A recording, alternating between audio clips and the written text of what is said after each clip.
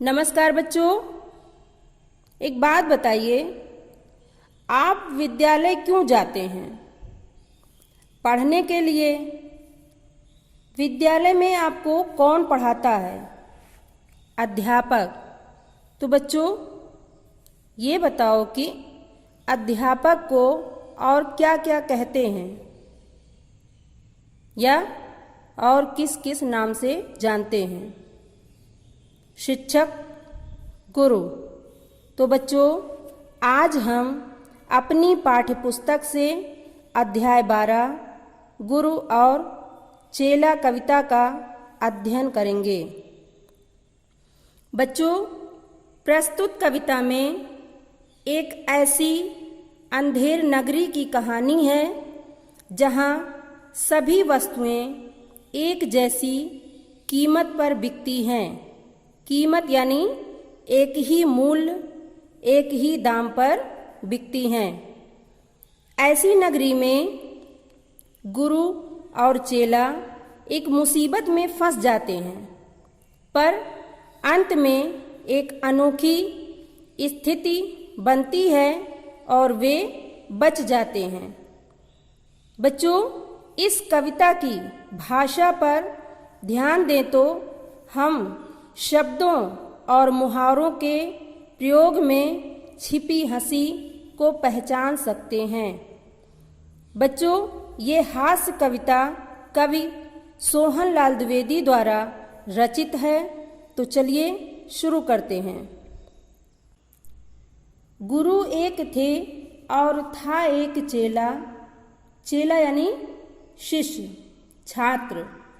चले घूमने, पास में था न धेला। धेला यानी पैसा। चले चलते चलते मिली एक नगरी।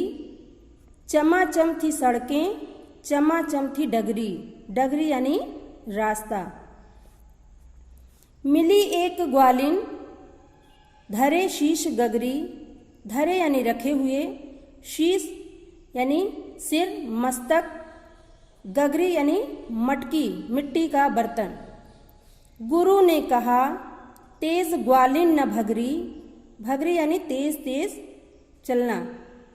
बता कौन नगरी, बता कौन राजा, कि जिसके सुयश का यहाँ बजता बाजा। सुयश यानी प्रसिद्धि, शोहरत। बच्चों, एक गुरु थे और उनका एक चेला था। इनके पास पैसा अर्थात कोई धन नहीं था। एक रोज दोनों घूमने निकल पड़े। चलते चलते दोनों एक नगर में पहुंच गए। नगर के रास्ते एकदम साफ सुथरे थे, बिल्कुल चमक रहे थे। तभी उन्हें एक ग्वालिन दिख जाती है। ग्वालिन जानते हैं किसको कहते हैं? दूध बेचने वाली को। उसके सिर पर एक घड़ा होता है। गुरु ने ग्वालिन से पूछा कि ये कौन सी नगरी है और यहाँ का राजा कौन है?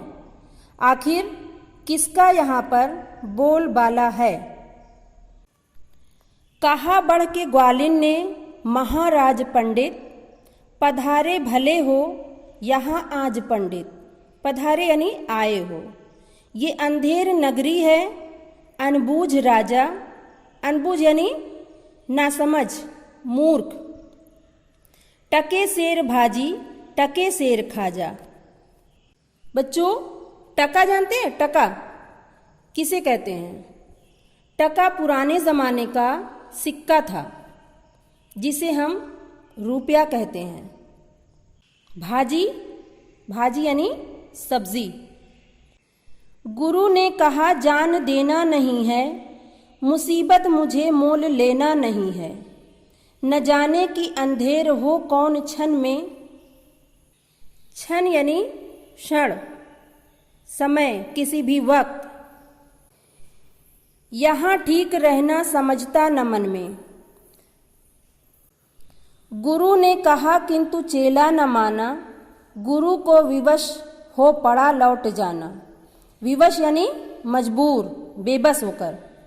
गुरुजी गए रह गया किंतु चेला, यही सोचता हूँगा मोटा अकेला। बच्चों, गुरु ने जब ग्वालिन से पूछा कि ये कौन सी नगरी है और यहाँ का राजा कौन है, तो ग्वालिन ने कहा, महाराज पंडित, आप भले ही यहाँ आए हैं, लेकिन ये अंधेर नगरी है और यहाँ का राजा मूर्ख है। यहाँ सब कुछ टके सेर मिलता है। बच्चों, शेर जानते हैं? शेर किसे कहते हैं? ये जंगल वाला शेर नहीं है, ये माप तौल करने वाला बाट होता है, जिसको घरेलू लैंग्वेज में बटखरा कहते हैं। 1 किलो से थोड़ा कम होता है, इसीलिए ये शेर होता है। बच्चों, जो जंगल वाला होता है वो शेर होता है, शेर, और जो माप तौल वाला होता है वो शेर होता है। ग्वालिन ने बताया, यहाँ सब कुछ टके सेर मिलता है, चाहे वो भाजी यानी सब्जी हो या खाजा यानी मिठाई। ये सुनकर गुरु घबरा गए। उनको लगा कि यहाँ रहना खतरे से खाली नहीं है, जाने किस वक्त मुसीबत हमारे पीछे पड़ जाए, अतः यहाँ से चले जाना ही उचित होगा। गुरु चेले से मूर्ख राजा की अंधेर नगरी को छोड़कर चले जाने को कहते हैं, किंतु चेला नहीं मानता। गुरु अकेले वहाँ से चले जाते हैं और चेला वहीं रह जाता है। तो बच्चों, आज के लिए बस इतना ही, बाकी हम कल पढ़ेंगे। आज का हमारा गृह कार्य, गुरु के विषय में 5 वाक्य लिखिए। धन्यवाद।